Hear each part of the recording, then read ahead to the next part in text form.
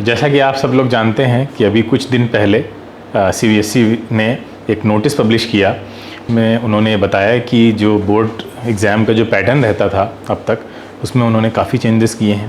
तो आइए देखते हैं हम लोग क्या क्या चेंजेस किए हैं। ठीक है, तो ये जो चेंजेस हैं वो एकेडमिक सेशन 2021 को के लिए हैं। मतलब जो बच्चे अब 10th में होंगे या बच्चे 12th में हैं जो आकर 21 में एग्ज़ाम देने वाले हैं, उनके लिए ये एप्लीकेबल है। तो आइए देखते हैं क्या किया इन्होंने। सबसे पहले इन्होंने 2 टर्म में डिवाइड कर दिया है। ठीक है, अच्छा, इससे पहले भी CBSE वाले जानते हैं कि उनका मिड टर्म होता था, उसके बाद फिर फाइनल होता था, तो वैसा ही कुछ है। लेकिन यहाँ पे क्या किया है, टर्म 1 और टर्म 2 दोनों के लिए क्या किया है, वेटेज को बराबर कर दिया है।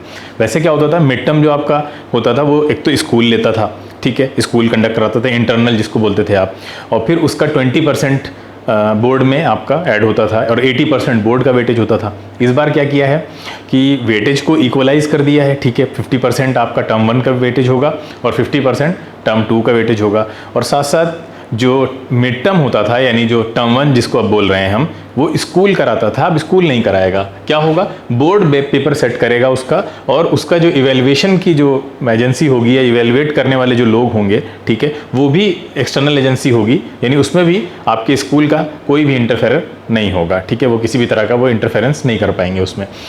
तो एक तो ये पहला 1 by 1 समझना ज़रूरी है कि 2 टर्म में डिवाइड कर दिया है, यानी अब आप कह सकते हैं कि बोर्ड एग्ज़ाम 2 बार होगा साल में आपका। ठीक है, और साथ साथ क्या किया है, सिलेबस को 50-50% डिवाइड कर दिया है। ठीक है, 50% फर्स्ट टर्म में पूछेंगे और बाकी का जो बचा हुआ 50% है, यानी अगर मान लीजिए 10 चैप्टर हैं किसी में, तो 5 चैप्टर अगर उन्होंने पहले पूछ लिए हैं तो वो आखिरी के 5 चैप्टर, लास्ट के 5 चैप्टर सेकेंड टर्म में पूछेंगे। ठीक है, और स्कूल पेपर कंडक्ट नहीं कराएगा, बोर्ड कराएगा, इसीलिए कह सकते हैं कि दो बार बोर्ड हो रहा है आपका, इंटरनल जैसी कोई चीज़ नहीं बची। ठीक है, दूसरी चीज़ ये है कि उसका इवैल्यूएशन भी जो आपकी एक्सटर्नल एजेंसी है वही करेगी, यानी बोर्ड डिसाइड करेगा कौन इवैल्यूएट करेगा उसको। ठीक है, फिर अब मेन चीज़ ये है कि मोड ऑफ एग्जामिनेशन क्या है, मतलब किस तरह से कंडक्ट कराया जाएगा एग्जामिनेशन। तो चलिए देख लेते हैं। टर्म 1 में क्या होगा, टर्म 1 को अगर मान लीजिए जो कोविड की सिचुएशन है वो एज इट इज़ बनी रहती है, जैसे अभी चल रहा है, 3rd वेव की बात हो रही है, तो सपोज करिए कि स्कूल नहीं खुल पाते हैं। ठीक है, तो आप कोरोना के टाइम पे क्या होगा कि घर पे ही आप एग्ज़ाम देंगे। ठीक है, तो घर पे अगर आप एग्ज़ाम देंगे तो एग्ज़ाम का जो मोड होगा आपका वो MCQ ओनली होगा, यानी सिर्फ मल्टीपल चॉइस क्वेश्चंस ही आएंगे आपके। ठीक है, लेकिन अगर सपोज करिए ऐसा हो जाता है कि कोविड की सिचुएशन थोड़ा सा हम इम्प्रूव कर जाते हैं, ठीक है, उसमें सुधार आता है और इतना सुधार आता है कि स्कूल ओपन हो जाते हैं, ठीक है, चीज़ें ऑफलाइन होने लगें, तो आप जब स्कूल जाने लगेंगे तो फिर नो कोरोना की कंडीशन में क्या होगा, स्कूल में आपके एग्जाम होगा और स्कूल में सिर्फ MCQ नहीं आएगा, वहाँ पे आपका थ्योरी भी साथ में इंक्लूडेड होगी, यानी आप कह सकते हैं कि डिस्क्रिप्टिव टाइप का पेपर भी होगा आपका। ठीक है, तो क्या समझा हमने कि टर्म 1 में 2 कंडीशंस हैं। अगर कोविड सिचुएशन बनी रहती है तो आप घर पे ही एग्जाम देंगे और वो एग्जाम सिर्फ और सिर्फ MCQ बेस्ड होगा। लेकिन अगर सिचुएशन इंप्रूव करती है और आप स्कूल जाते हैं, स्कूल खुलने लगते हैं, तो स्कूल में MCQ के साथ साथ आपका डिस्क्रिप्टिव मोड भी आएगा। ठीक है, आगे चलते हैं। अब यहाँ देखते हैं कि टर्म 2 के साथ क्या होगा।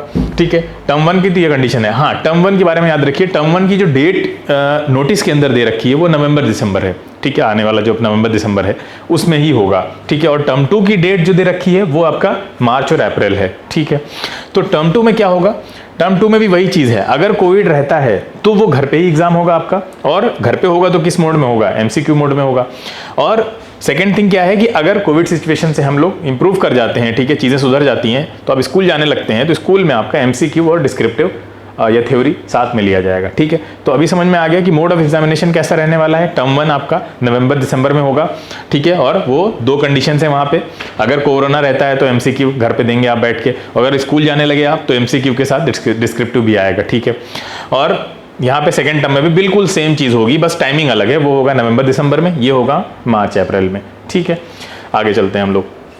नेक्स्ट क्या है, अब इसमें कुछ कंडीशंस निकलती हैं। ठीक है, कि ऐसा हो गया तो क्या होगा, वैसा हो गया तो क्या होगा। ठीक है, तो वो सारी कंडीशंस को हम लोग बहुत ही सिंप्लीफाइड तरीके से मैंने आपके सामने रखा है यहाँ पे PPT में। ठीक है, बहुत सिंप्लीफाइड वर्जन में आप समझ जाएंगे। ठीक है, चलिए देखते हैं। 3 कंडीशंस मेनली अराइज होंगी। ठीक है, क्या क्या हो सकती हैं। पहला ये होता है कि अगर मान लीजिए टर्म 1 जो होगा, जो घर पे आपको देना है, अगर मान लीजिए कोविड की सिचुएशन ऐसी ही बनी रहती है, 3rd वेव आ जाती है और फिर से लॉकडाउन जैसी सिचुएशन आती है, यानी स्कूल नहीं खुलते हैं, आप बाहर नहीं जा सकते या आप स्कूल में जाकर एग्ज़ाम नहीं दे सकते, तो आप घर पे एग्ज़ाम जब देंगे तो MCQ मोड का होगा, ठीक है। अब दूसरी चीज़ क्या है कि मान लीजिए आपका जो टर्म 1 है, टर्म 1 में ये कंडीशन बनी रहती है और आपको घर पे बैठ के ही एग्ज़ाम देना पड़ता है, जो कि MCQ मोड बेस्ड लिया जाएगा। फिर टर्म 2 में सिचुएशन इंप्रूव कर जाए, सपोज करिए, यानी मार्च अप्रैल में जाकर चीज़ें ठीक हो जाती हैं, स्कूल खुलने लगते हैं, तो जब आप स्कूल जाकर देंगे तो आपको पता है, अभी हमने पीछे देखा है कि वो MCQ और थ्योरी दोनों को मिलाकर लिया जाएगा। तो अब जब फाइनल रिजल्ट बनेगा, ऑब्वियस सी बात है, फाइनल रिजल्ट में टर्म 1 और टर्म 2 दोनों के मार्क्स ऐड किए जाएंगे। तो अब जब फाइनल रिजल्ट बनेगा तो उन्होंने सिलेबस तो 50-50% यहाँ पे आपका जो है वो अलग अलग कर दिया है, सेग्रीगेट कर दिया है। लेकिन अगर ऐसी कोई सिचुएशन बनती है कि टर्म 2 आपको इस तरह देना पड़ता है कि जहाँ पे आप डिस्क्रिप्टिव भी दे रहे हैं, स्कूल जाकर दे रहे हैं, ठीक है, और टर्म 1 आपने ऐसी सिचुएशन में दिया था जब कंडीशन खराब थी, कोविड सिचुएशन था, तो अब जब रिजल्ट बनेगा तो 50-50 नहीं बनेगा, अब इसका वेटेज ज़्यादा होगा। जो आपने डिस्क्रिप्टिव वाला पेपर दिया है, स्कूल जाकर दिया है, उसका वेटेज बढ़ जाएगा और इसका वेटेज कम हो जाएगा। तो पहली सिचुएशन तो ये है, ठीक है। दूसरी कंडीशन क्या बनती है? दूसरी ये बनती है कि हो सकता है टर्म 1 में आपका मामला ठीक हो जाए, अभी सारी सिचुएशन ठीक हो जाए और आप स्कूल जाने लगें और स्कूल में ही आपके सारे एग्जाम्स कंडक्ट कराए जाएं टर्म 1 के। तो अगर ऐसा होता है तो वहाँ पे MCQ और थ्योरी बेस्ड होगा, जैसे कि हमने देखा है।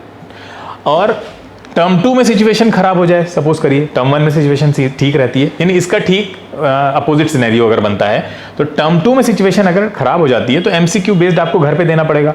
तो अब जब रिजल्ट बनेगा तो फिर इन दोनों में से वेटेज इसको मिलेगा, ठीक है, टर्म 1 वाले को, क्योंकि टर्म 1 वाला आपने कहाँ दिया है? स्कूल में जाकर दिया है, ठीक है। यानी कहने का मतलब ये है कि जो एग्जाम आप स्कूल में जाकर देंगे, जो MCQ प्लस डिस्क्रिप्टिव दोनों को मिलाकर लिया जाएगा, उसका वेटेज हर हाल में ज़्यादा बनेगा, ठीक है, जब भी आपका टोटल रिजल्ट बनेगा, ठीक है। तो ये दोनों सिचुएशन तो आपको समझ में आ गई।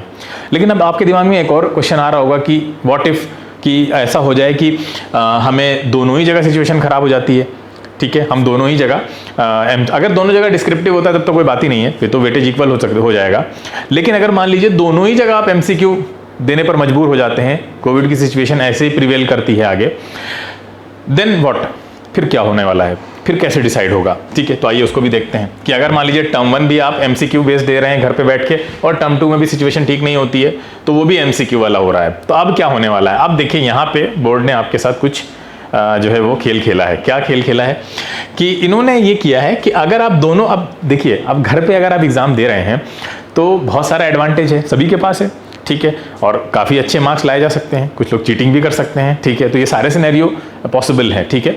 अब क्या होगा उस सिचुएशन में कि मान लीजिए जो है वो किसी के बड़े अच्छे नंबर आ गए दोनों में MCQ घर पे देकर, और सभी चाहेंगे कि हाँ घर ही पे हो एग्ज़ाम, तो कैसे सही असेसमेंट कैसे हो पाएगा, ठीक है। कौन सा बच्चा ऐसा था जो वाकई में डिजर्विंग था, अगर स्कूल आकर भी देता तो भी उसके उतने ही मार्क्स आते, ठीक है। जिस बच्चे के घर में बैठकर 95% आ गए हैं, अगर वो स्कूल भी आता तब भी उसके उसी के अराउंड मार्क्स रहते, इसको कैसे जज किया जाएगा, ठीक है। तो सही असेसमेंट कैसे होगा, इसके लिए बोर्ड ने फिर एक तरीका निकाला है। क्या तरीका निकाला है?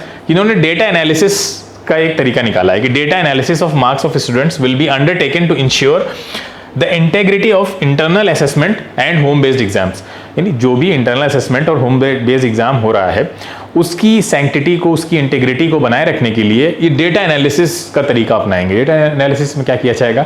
उसमें ये किया जाएगा फिर कि अगर मान लीजिए आपके 95% मार्क्स यहाँ पे आ रहे हैं, 90+ आ रहे हैं, तो आपका ट्रैक रिकॉर्ड, आपकी पुरानी हिस्ट्री खोली जाएगी कि आपने स्कूल में पहले आप कैसे रहे हैं, ठीक है। स्कूल में जो टेस्ट होते थे, जो इंटरनल चीज़ें होती थी सारी, वो उसमें आपका परफॉर्मेंस कैसा रहा, यूनिट टेस्ट हुए हैं स्कूल में, जो भी स्कूल ने खुद जो कराए हैं इंटरनली, ठीक है, वहाँ पे आपका परफॉर्मेंस कैसा था, ठीक है। 9th में मान लीजिए अगर आप 10th में देने जा रहे हैं तो आपका 9th का परफॉर्मेंस देखा जाएगा, ठीक है। ऐसे कोई 12th में देने जा रहा है तो उसका 11th का परफॉर्मेंस देखा जाएगा, यानी आपके पुराने पाप खोले जाएंगे, ठीक है। उसके अकॉर्डिंग फिर देखा जाएगा कि हाँ भी, अगर वहाँ पे आप 50-60% ला रहे थे और यहाँ आप एकदम से जंप आ गया आपका, क्योंकि आपने घर पे बैठ के एग्जाम दिया है, वो भी मल्टीपल चॉइस है, ऑब्जेक्टिव है, तो वहाँ आपके 90+ आ रहे हैं, तो फिर अब एवरेज लिया जाएगा, फिर उसके साथ एवरेज बनेगा। आप सोचिए अगर आप 50% के साथ 90% का एवरेज बनेगा तो आप कैलकुलेट करिए क्या बनेगा, आपका फाइनल परसेंटेज क्या निकल के आएगा, ठीक है।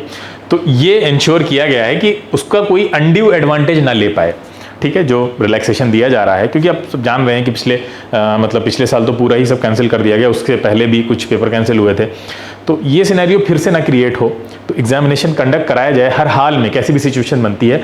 इसलिए ये सारा सिनेरियो आपके सामने रखा गया है जितनी भी पॉसिबल सिचुएशन बन सकती थी उन सबको कंसिडरेशन में लिया गया है और उसके बाद बोर्ड ने ये नोटिस निकाला है। इसमें सारी सिचुएशंस आ चुकी हैं, इसके बाहर कोई सिचुएशन पॉसिबल नहीं है। इन्हीं में से कोई ना कोई सिचुएशन हमारे सामने आएगी और जो भी सिचुएशन आएगी उसका पर्टिकुलर सोल्यूशन भी हमारे सामने रखा गया है, तो उसी के अकॉर्डिंग वो एग्जाम कंडक्ट करा लेंगे और उस मार्किंग स्कीम भी उसी के अकॉर्डिंग होगी।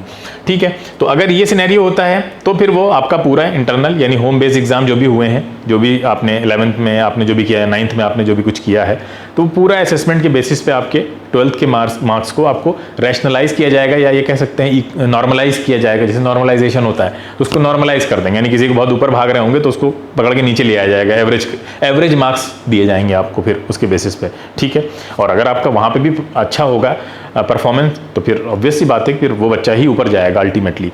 ठीक है, तो और ये जैसे हमने देख लिया कि दोनों ही टर्म्स के जो मार्क्स हैं उन्हीं को दोनों को मिलाकर ही आपका फाइनल एग्रीगेट जो बनेगा, स्कोर बनेगा, वो दोनों को मिलाकर बनेगा। ठीक है, तो फिलहाल जो नोटिस आया है उस नोटिस में जो जो बातें ध्यान रखने वाली थी, ठीक है, उनको ब्रीफ में हमने आपके सामने रखा है। ये इतनी चीज़ें हैं जो आपको इसके बारे में पता होनी चाहिए। ठीक है, और भी चीज़ें जैसे उसमें एक मेंशन है कि जो जैसे नवंबर दिसंबर में जो एग्ज़ाम होगा उसका रिजल्ट्स भी सेम डे ही पब्लिश कर देगा स्कूल। ठीक है, मतलब CBSE जो है वो पब्लिश करा देगा उसके रिजल्ट्स को, आपको रिजल्ट जल्दी मिल जाएगा क्योंकि ये जो एग्ज़ाम होगा वो OMR शीट पे ही होगा। आपका मल्टीपल चॉइस बेस्ड अगर एग्जाम है तो OMR शीट यूज़ होंगी वहाँ पे, तो जो कि कंप्यूटराइज चेकिंग होती है उसकी तो बहुत जल्दी चेक हो जाएगी वो, तो बहुत जल्दी आपका जो रिजल्ट है वो भी पब्लिश हो जाएगा। ठीक है, तो यहाँ से लर्निंग क्या है हमारे लिए?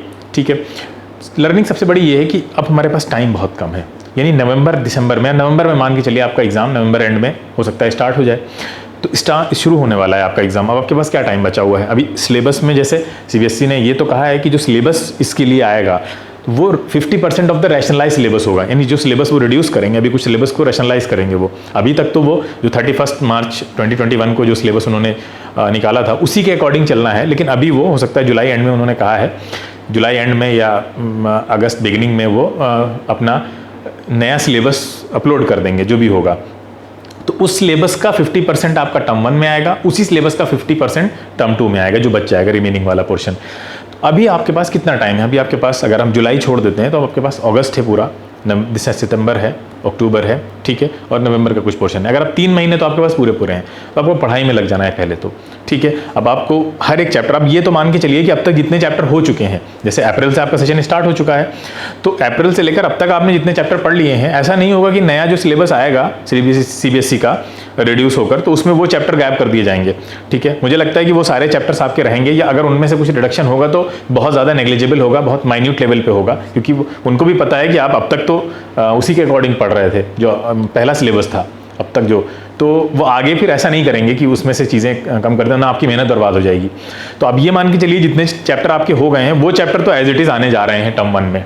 ठीक है, टर्म 1 का एग्जाम होने जा रहा है नवंबर दिसंबर में, और उसमें वो चैप्टर्स जो अब तक आप पढ़ चुके हैं किसी भी फिजिक्स में, चाहे केमिस्ट्री में, चाहे वो सोशल साइंस में, चाहे किसी भी चीज़ में आप पढ़ चुके हैं अगर, तो वो सारे चैप्टर्स आने वाले हैं, तो उनको तो आप रिवाइज करिए और उन पे मल्टीपल चॉइस क्वेश्चंस को सॉल्व करिए।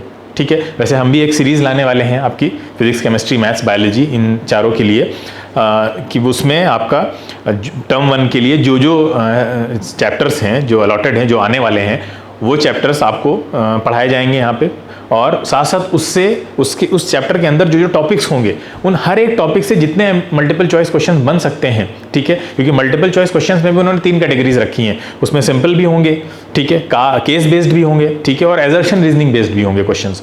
तो वो मल्टीपल चॉइस क्वेश्चंस में भी उन्होंने 2-3 कैटेगरीज को डिवाइड किया है। ठीक है, तो और इस तरह भी होगा, सिंपल, मॉडरेट और डिफिकल्ट, इस कैटेगरी में भी वो डिवाइड करेंगे। तो हर एक चैप्टर में जो भी टॉपिक है उन टॉपिक में जितने भी मल्टीपल चॉइस क्वेश्चन बन सकते हैं, इजी, मॉडरेट, डिफिकल्ट, ठीक है, और सिंपल, केस बेस्ड, और आपका तीसरा जो है असर्शन रीजनिंग बेस्ड, ये सारे क्वेश्चंस हम आपको कराएंगे। ठीक है, सिलेबस के साथ साथ सिलेबस भी आपका जो है वो तैयार कराएंगे और टर्म 1 को देखते हुए। ठीक है, तो आपकी तैयारी आराम से, आपके पास काफ़ी टाइम है। अगर आप अभी से भी सीरियस हो जाते हैं, अब तक मान लीजिए आपने कुछ नहीं पढ़ा था, तो अभी भी अगर आप सीरियस हो जाते हैं तो आपके पास ऑलमोस्ट 4 मंथ्स हैं। ठीक है, जुलाई का काफ़ी टाइम है और 3 महीने बीच में आपके पास, अगस्त, सितंबर, अक्टूबर और नवंबर का कुछ हिस्सा आपको मिलेगा, तो ऑलमोस्ट 4 मंथ्स है आपके पास। तो अभी भी अगर आप सीरियस हो जाते हैं, सीरियसली अगर आप वीडियोस को फॉलो करिए हमारे, तो आपकी तैयारी इन चारों सब्जेक्ट्स की हो जाएगी। आपका मैथ्स और साइंस पूरी तरह से तैयार हो जाएगा। हम कोशिश करेंगे सोशल साइंस के वीडियोज़ भी आप तक पहुँचाएँ, उसको भी हम पूरी तरह से आपके लिए, और ये सब कुछ फ्री ऑफ कॉस्ट होगा यूट्यूब पे, ठीक है। तो आगे आने वाले टाइम पे आपको इसका नोटिफिकेशन प्रॉपर मिलता रहेगा अगर आप चैनल को सब्सक्राइब कर लेते हैं और बेल आइकन को प्रेस कर देते हैं, ठीक है। अगर आपको ये वीडियो पसंद आया है तो आप इस वीडियो को ज़्यादा से ज़्यादा लोगों तक शेयर कीजिए, ठीक है। Thank you so much for watching the video.